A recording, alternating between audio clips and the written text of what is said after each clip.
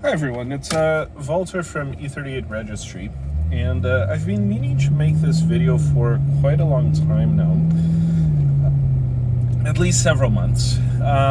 So a bit of background. I've been running the E38 7 Series Registry for, I don't know, we're in early 2023, so for the better part of 8 years now. And I've owned an E38 in one form or another since 2011. So I'm pretty familiar with it, and reasonably familiar with most late model luxury cars. So I've driven, I think, mostly everything that was for sale in North America around the 2000s. So the WN40 Mercedes, the W220 Mercedes, the D2A8, the D3A8, the E38, the E65, the Bentley Garnage, the Rolls-Royce Silver Seraph, the Rolls-Royce Phantom. I really like these, turn of the century big body cars. And I think that the E65 gets an unfair reputation, shall we say. Of all of these cars that I mentioned, except maybe the W220, which people kind of don't really like either, but there's not as much vitriol towards it because you do have the S55 and you have the S65, which are excellent cars, and you also have the S600, which is a great car if you get the twin turbo one, but not the NA one, which is shit. But anyway, it's not about that. The E65 though, nobody likes these cars. Everybody shits on them. And I think that 20 years on, I think it's time for us to maybe revisit this car a little bit. And let's talk about it. I think it's at a time where it's a great bargain for people to buy if, again, you're aware of the issues. And let's be realistic here. Most German cars, most German luxury cars, like I'm not talking about 3 Series, and maybe the 3 Series people are gonna go off on me in the comments, but it's true. The 3 Series is a cheaper and it's a simpler car with simpler mechanicals and simpler electronics. Talking about like the flagships, as they say, they're not reliable cars.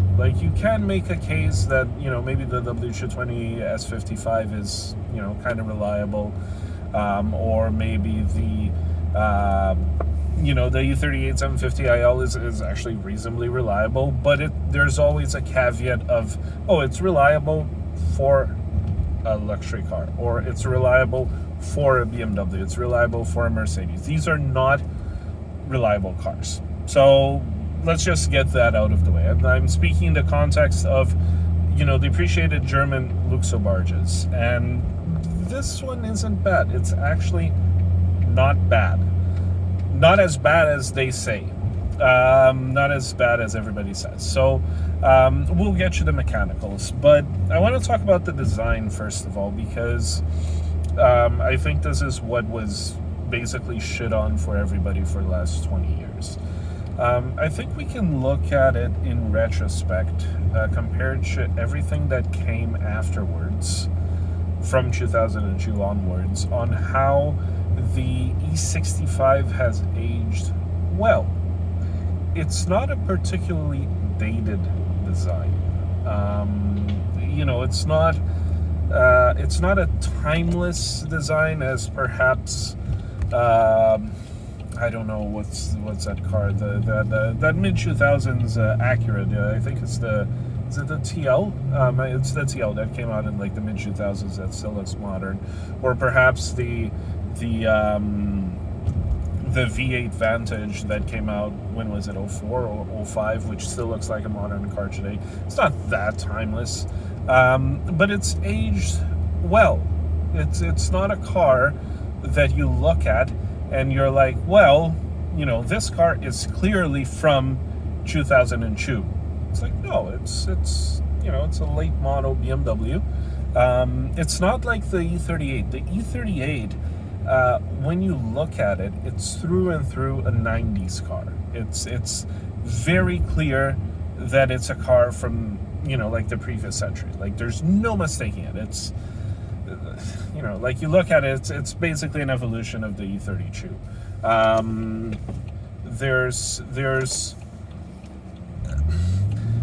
There's little doubt that it's a 90s car. And you get the same thing when you look at the W140 Mercedes or when you look at the D2 Audi A8. The W220 Mercedes has not aged as well, I think. It does still look dated nowadays. The D3 A8 I personally think has aged much better. And I think the E65 has aged well in spite of its controversial design at the time. So obvious. Well, I guess let's hit on the main thing, which is the bangle butt, which is actually not, in my opinion, it's not really like the worst or the most controversial part of the car. I personally like it. I like the design of the pre-facelift one. I'm not a big fan of the facelift E65 because I think what they did is that the backlash was so strong that they changed it to be more conservative, with like the bigger center lights and slightly redesigned. I think the trunk lid was redesigned, or maybe it wasn't. I think it was just the lights that were changed to give it maybe a bit more of a conservative design. I didn't like the facelift very much. I like the quirkiness, the uniqueness of the pre-facelifts. One of the things that BMW and Mercedes and Audi in general, I think, are known for, and a lot of the customers of their higher end models complain quite a bit, is how similar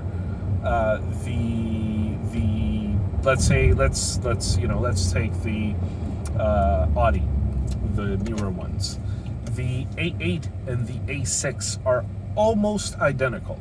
And again, it's not just Audi. I'm singling out Audi here, but Mercedes has the same thing. Like, it's very similar. The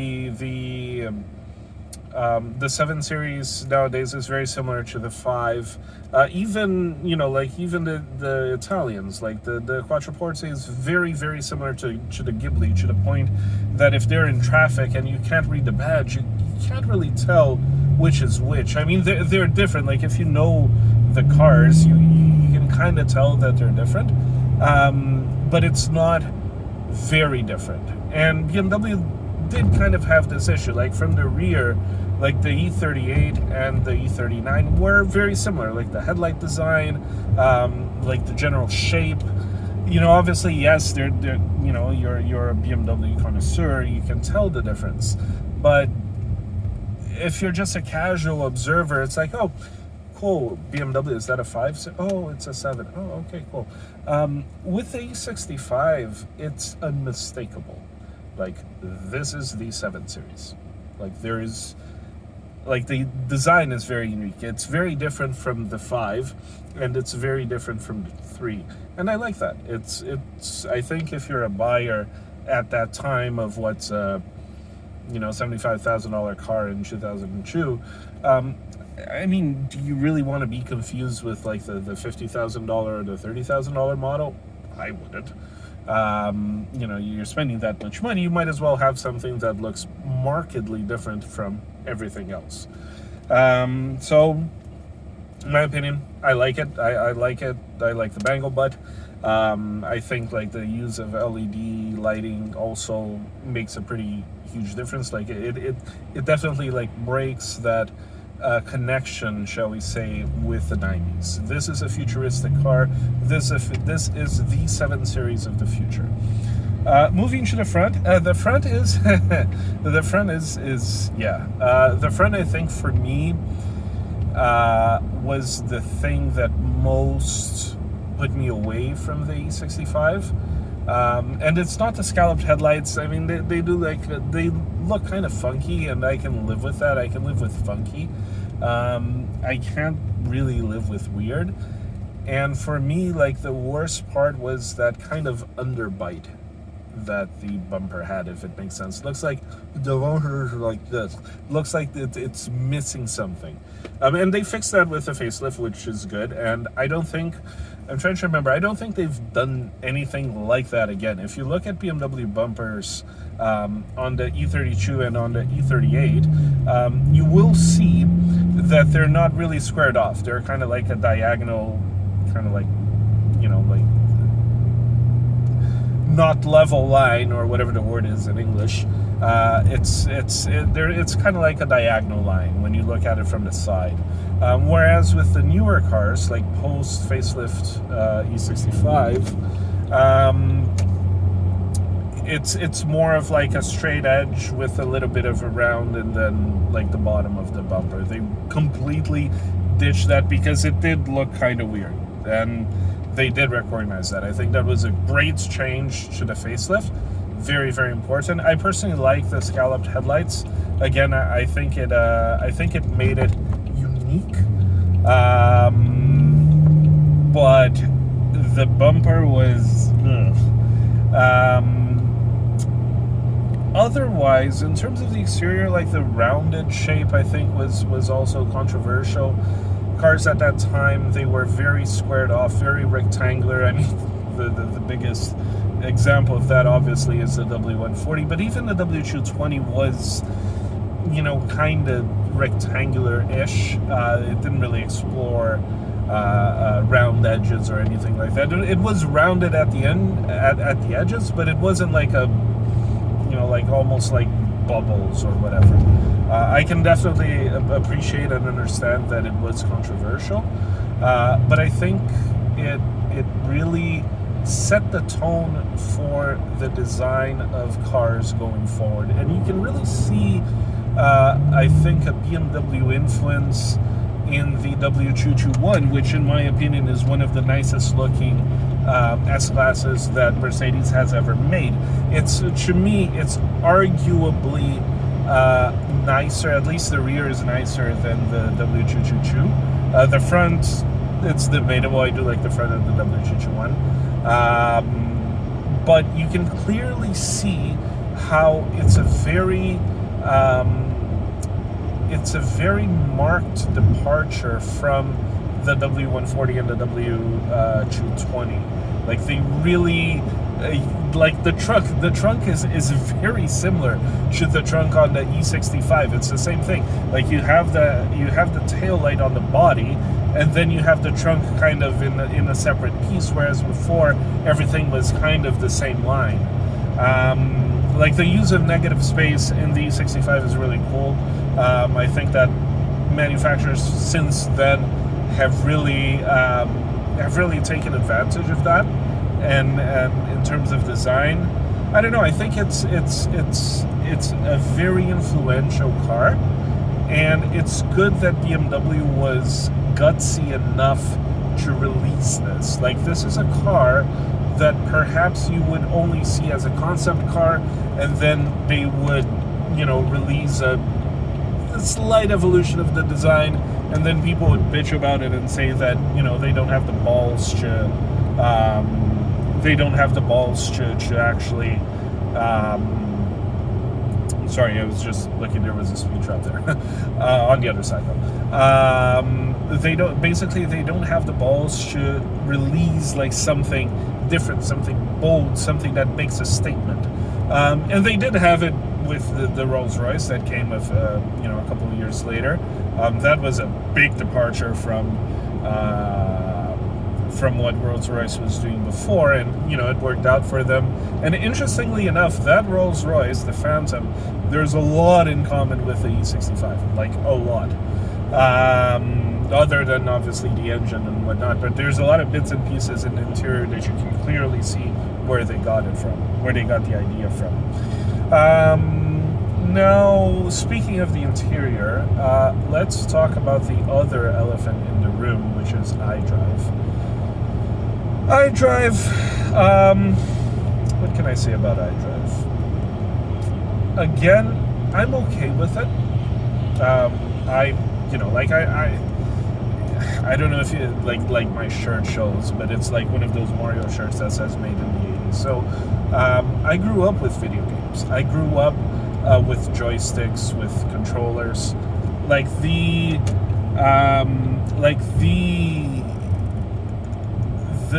act of using a joystick, or the act of using a little controller like the iDrive is not anything alien to me. I sat here when I bought the car for the first time. I hadn't really played with iDrive because, again, I would run away from any E65 the same way the devil runs away from a crucifix. Like, it was like that. It's like, no, I don't even want to look at it in E65. I don't want to touch it. I don't care until this one showed up. And so I sat, and it's like, okay, well, let's fiddle around with this. Let's see how this is.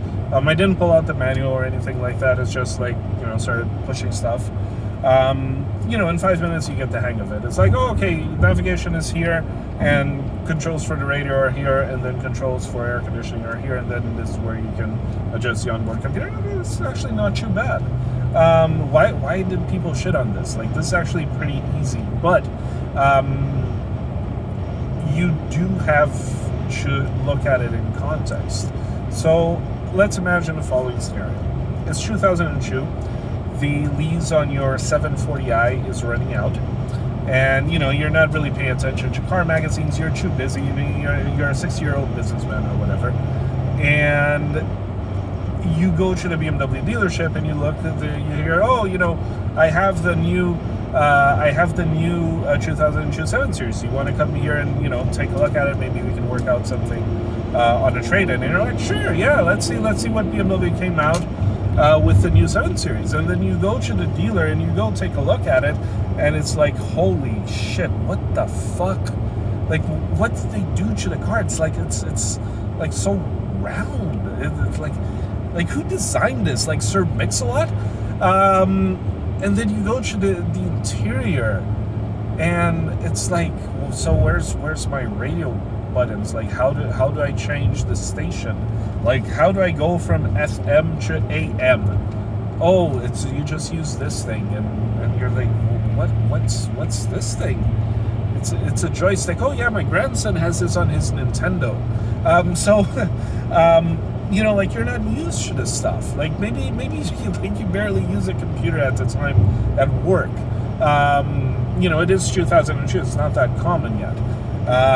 So it's rough. I think the biggest failing for BMW was being ahead of its time by, I would say, about a decade. Like in 2012, this was a lot more common. Like, iDrive had already evolved, and other manufacturers were having like the same system where everything is concentrated in the infotainment screen, and you have like the controls and whatnot. Things were different. People were already using smartphones. People were a lot more used to using touch screens or screens in general. The world had changed quite a lot by 2012, but in 2002, you didn't have smartphones. I mean, let's remember that the iPhone was only released in 2007. Like, in 2002, people were using, pagers and Palm Pilots? It was a completely different time, and when iDrive came along, it was so different that I would say it alienated their customer base. Their customer base didn't really know what to do with this thing. Perhaps iDrive would have had a better reception if they had launched it in a 3 Series, targeted, more at the younger market that would be used to, they grew up with Nintendos or whatever, and they're buying their first BMW, and it's like, oh, cool, this is like a joystick, and then maybe gone from there, and then maybe only put something like this in the next generation 7 Series, in the FL1, FL2. Perhaps it might have worked better. But I think the press at the time they were fair in the context, but 20 years later, I think it's aged very well. Especially now, where people don't really tune into the radio. Let's be realistic. Like, you're on Spotify, and you know, you're listening to music on your cell phone via Bluetooth. Nobody's really using the radio anymore. So are you really changing, like going to presets and changing stuff? You're not. You don't really care. Maybe you're using the CD changer in the car, and that's really about it. So I think it's no longer a concern. Another thing that I remember reading at the time was that, you know, it's God knows how many clicks so that you can change the HVAC settings or whatnot, but not really. Like, how frequently really are you changing like the general AC settings? Like, the only thing you're really doing is changing the temperature and changing the fan speed, and maybe you want to open and close the vents. That's it. Like, the advanced settings, shall we say, you don't really fit around with them a lot. And with that in mind, you can just use like the buttons that they have here. Like, you do have a knob for the AC. Like, you can turn the temperature down, you can turn it up, you can hit max AC, you can hit defrost, you can change the fan speed. You do have the rotary dial so that you can open and close the vents. So the main functions are here. The CD, like, one thing that I really like that they did and wasn't common at the time is that the CD changer, the cassette, is in the dash on the passenger side. So you could feasibly be on a road trip and you can just get your passenger to change the CDs. And there's even a little CD holder inside the armrest in the middle,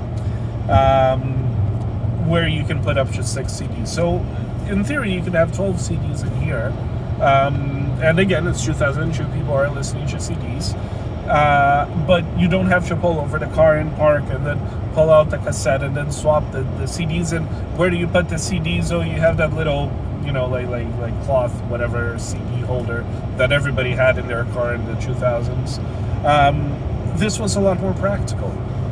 So there were, I think, good innovations in the interior, and especially with like the controls that, you know, people kind of ignore. Another thing that they did very well here are the cup holders. So BMW in the 90s was notorious for either having no cup holders or having shitty cup holders, especially in the E38. Like, they were good for maybe a can, and then even then you were very worried that you would be using it and you would break the cup holder, and then you have to disassemble half the dash to switch it. It was a bitch. With the E65, you just have 2 cup holders here on the bottom, and they have like nice little metal covers that you can slide and you can close it when you're not using it. It's great. Like, it looks great. It looks very premium. What else do I like here in this interior? Storage space is much better, much more accessible. Like, you have a huge armrest. It's very deep. You can stick a lot of stuff in here. You have a lot of cubby holes. Like, you have the door pocket. You have the glove box. The glove box is kind of shallow, actually. But this pocket here in the middle is, like, the armrest is massive. It's very deep. You also have, like, you have trays, spring-loaded trays under the dashboard that you can also store stuff. So they really addressed, like, the lack of storage in the E38, which was great. Another thing I really like on this car, and that I think that was greatly improved, was the general ergonomics. The seats are very comfortable, very, very, very, very comfortable. They're much more comfortable than on the E38. Legitimately, if it wouldn't look weird, I'd grab the seats out of an E60 and stick it in my E38. But I like to keep cars, you know, mostly OEM, so, or if I'm using aftermarket parts or doing anything, it's only things that are period correct. I don't like doing anything that's way too crazy, other than maybe adding Bluetooth, and that's it. So, you know, putting an E60 seat or an F01 seat in an E38, while I think they do fit, like the rails are either the same size or very similar, it's not something I would do. But the seat is very comfortable. This is basically a mix of the E38 Contour seat with the E38 Comfort seat. it's perfect. Like it has like the thigh adjustment. It has like the lumbar, the folding shoulder adjustment. Like there's tons of adjustments on it.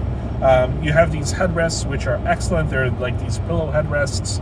They're very comfortable. It's a very, very comfortable seat. Like for road trips, I think the E65 is excellent. It's one of the most comfortable BMWs that they've ever made in terms of driver seat and driver ergonomics. It's that good. Like even compared to the Phantom, I think that these seats are better than the ones in the Phantom because they have like, I think that they're properly bolstered. Like the Phantom is, you know, it's kind of like a couch and then that's it. It's great, but it's not a car. It's great to go to an event, but I don't know if it's a car that I would take on a 6-hour road trip. So then again, most Phantom owners weren't doing that. The fit and finish of the interior, I think, needs to be talked about. And what I'm going to mention here, I'm mostly referring to if you have a 760, or if you're very lucky like myself and you found a 745i individual with everything. And I'm going to touch on that very soon. The base models, they're still kind of janky, but I think they're still better than the E38 in terms of interior comfort and ergonomics because of the seats. But everything else, it kind of looks, you know, like a base model. Like there's vinyl everywhere, there's plastic everywhere. It's not that great. But these, like the 760s and the well-spec'd individual 745s or 730Ds if you're in Europe, or, you know, even like the facelift 750s, these are very good. Very, very, very good. Like this is much better than the E38, and it's not particularly close. There's leather and Alcantara everywhere, like literally everywhere. Like the only plastic that you see on the doors is this weird like little plastic strip or something, and then the controls, and like you don't see you don't have touch surfaces that are vinyl or plastic. Like everything is either leather or this synthetic leather or whatever that they call like the bonded leather. Although I'm not really sure. I haven't been able to confirm if on the E65 they use real leather on the dashboard. They might have used real leather because it feels very nice to the touch. Like it feels, everything in here feels very premium. Like on my 745 and on the A760s, like you have the nicely stitched Alcantara headliner. Oh yeah, and these things are plastic too. I guess these could be, you know, wood. I think they would look nicer if they were wood, but you know, it's a good evolution from the E38. You have the stitched Alcantara everything here in the headliner. You have good wood. You have that strip of wood there in the back, which, you know, again gives it a premium kind of look. In my car and in some individuals, you get merino leather, which is very supple, very, very soft. Nobody really was using merino leather at the time. This is better than Napa. It does wear a little bit easier. I think Napa is easier to maintain, and obviously like the what they call it, like Nazca Dakota or whatever, like their entry-level leather, it's stiffer and whatnot, but it does wear very well. It's not as fragile, I think, as the leather on the E38. This is nicer. It's just overall nicer, and there's little details. Like if you look in like in my car, like you can't see it in a video, but there's like this little piece on the side of the seats where it could be plastic, but it's not plastic. Like what they did was they just made it leather stitched and whatnot. Like my dashboard, it's all leather stitched. Like the door cards, all leather stitched. You know, like you even have like the wood grab handles that granted you had on the 750 on the E38 too. But I think that in terms of the interior, it's very, very, very well done. This is a big departure for BMW, I think. If you compare, let's say, the E32 to the W140, you could see that the E32 was definitely a, how can I say without pissing people off? The E32 was definitely of a lower build quality than the W140 or the W126. Like, it's visible. Like, it felt a lot cheaper. The E65, I think, kind of erases that difference between Mercedes and BMW. Like, this is good. This is premium stuff. Like, everything in here is very nicely put together, very nicely done. Same thing on the 760s. The only difference, I think, between the spec of mine and the 760 with a similar specification is that this part in mine is Alcantara, but on the 760s it's leather. But either way, they're premium materials, so it works. It's nice. It's just nice. For that reason alone, I would easily consider getting a nice 760, or even a base model 760 will have all this stuff, like the standard 760 with like the Nazca leather or the perforated Dakota for the ventilated seats. It'll have Alcantara headliner. It'll have this piece in leather, stitched dashboard. It's much nicer than the E38. I cannot reiterate that enough. The fit and finish of the V12 E65 is much nicer than of the V12 E38. It's not even close. They're not even in the same league. So keep that in mind if you're a bit of an interior snob like myself. If you really care about the materials that you have in the interior, this is nice. In terms of features, mine is actually pretty loaded. I don't have the rear reclining seats, which I don't think were an option on the short wheelbase cars. Like, mine is just a 745i. It's an E65, not an E66 long wheelbase. Like, it doesn't have that. It doesn't have the rear screens, which again, I don't know if they were an option in late 02. But this car does have active cruise control, and it does work. It's the one that automatically keeps the distance to the car in front. It works well. Like, it's basically the same system that they've been using for a very long time. It's radar based, and it'll detect that the car's coming too close, and then it'll reduce the speed. And as the gap increases, it'll increase the speed up to the set speed. Works great. I mean, for 2002, that's really, really good. Mercedes had Distronic on a few cars. I don't think it was standard. I think it was only on 760s. BMW bringing this to 745 as an option was great. This one has hydraulic trunk, which was available already for a few years in Europe on the E38. This one has it on here. It works great. Heated seats. This one, because it has the merino leather and it was a pre-facelift, it doesn't have massage or ventilated seats. I'm pretty sure that they didn't add that on merino leather until a few years later.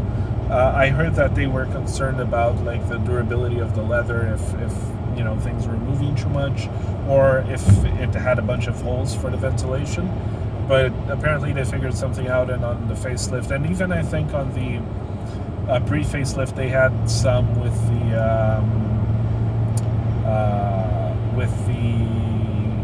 massaging seats. I'm not quite sure if they had perforated, but anyway, eventually they did it. Eventually they figured it out. But mine's an early model. Mine is, I believe it's an October 2002 build. So I think some things were still getting worked out. What else? Oh yes, mechanical reliability. I've talked for like probably a good 30 minutes now, but I haven't touched on mechanical reliability. There are issues with this car, as there are with any BMW, any Mercedes, any Audi. Transmission-wise, you have the what they call the mechatronic sleeve. Basically, it's just like two seals or 2 seals. No, it's like a seal and then a bunch of other little seals behind the valve body. You take out the valve body and then you replace it. On some cars, you might be a little bit more unlucky and you have to switch the solenoids on the valve body. But other than that, I don't really see many issues. Like, it's not like the 740i E38 where it would just eat through 5 HP 24s. You would be almost guaranteed that 140, 150,000 miles, you'd be looking at a full transmission rebuild, and that's not cheap. If you have to just deal with valve body issues, that is a hell of a lot cheaper and a lot easier to do. Mostly any shop can do it. In terms of suspension, I don't really know of many issues. Like if the car, I think like the 760s have SLS, so it's the same SLS issues. Engine-wise, I've heard of timing chain issues, but they're not common and they're not guaranteed. And they're, I think, more to do with maintenance than anything else. But you will likely have valve seal issues. There's no way around it. Allegedly, if you keep up with oil changes, you won't really have issues. I haven't tried it. My car is very low mileage. Like, it only has around 70,000 miles, so 100-ish thousand kilometers. So I haven't been dealing with any of that yet. If I do keep the car for more years, I'm sure I'll see it. Even though I do frequent oil changes, I don't have maintenance records on it, so I have to assume that there were no oil changes done. At least outside of the recommended 10,000 mile interval, which we know is very long.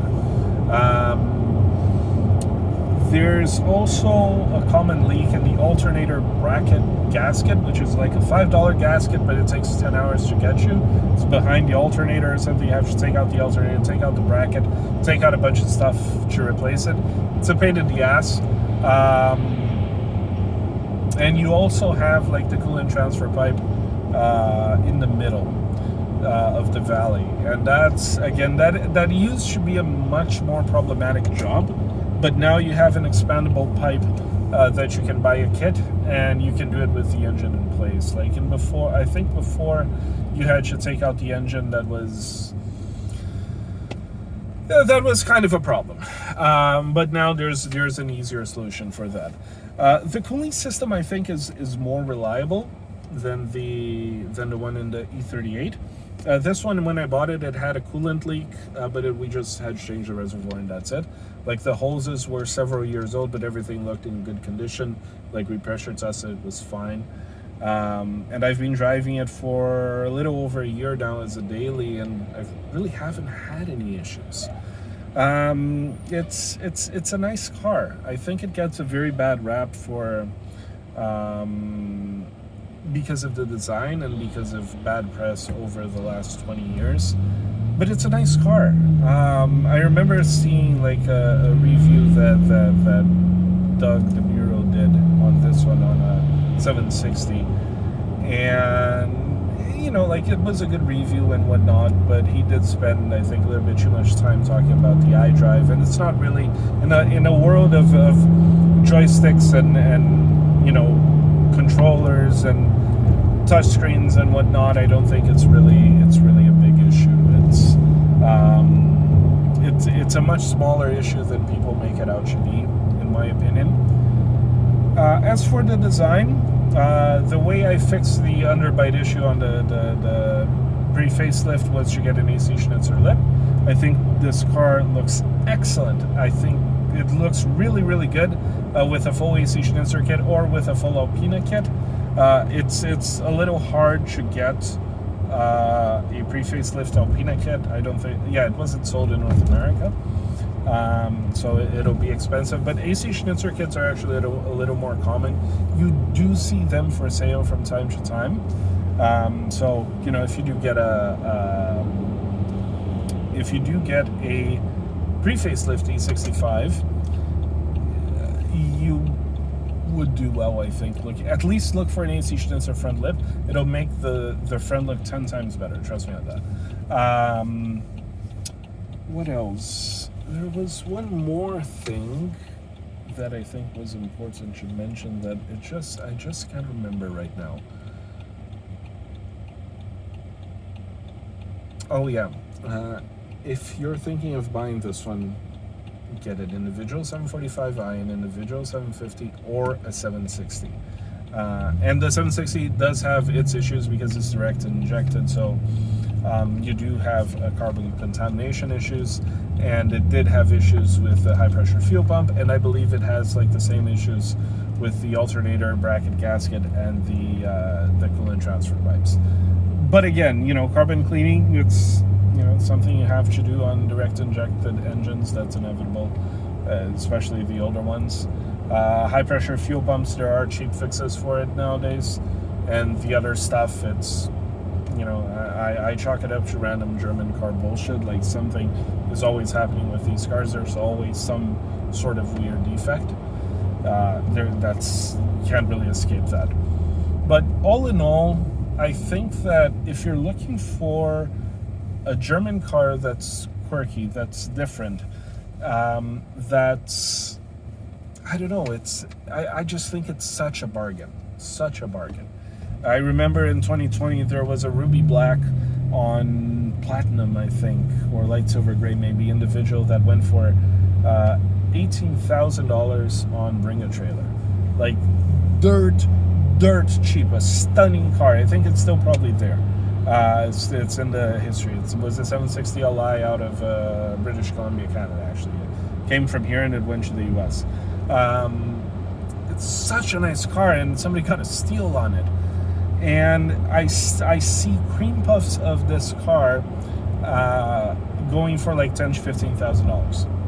Like, you can't really get a nice E38 for $10,000 to $15,000 anymore. You cannot. Like, it's virtually impossible. And with this one, there are plenty available, and nobody really wants it. And this one, I think it's obviously much better than the F01, at least the pre-facelift F01. With the shitty N63 non-TU. Very bad engine. Everybody has issues with it, and to the point that BMW significantly revised the design for the N63 TU.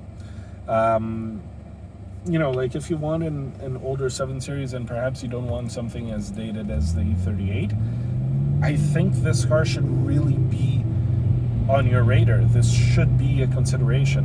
And I encourage people to drive it. Find a 760. I'm sure there's a 760 in your area, because dealers can't really sell this car.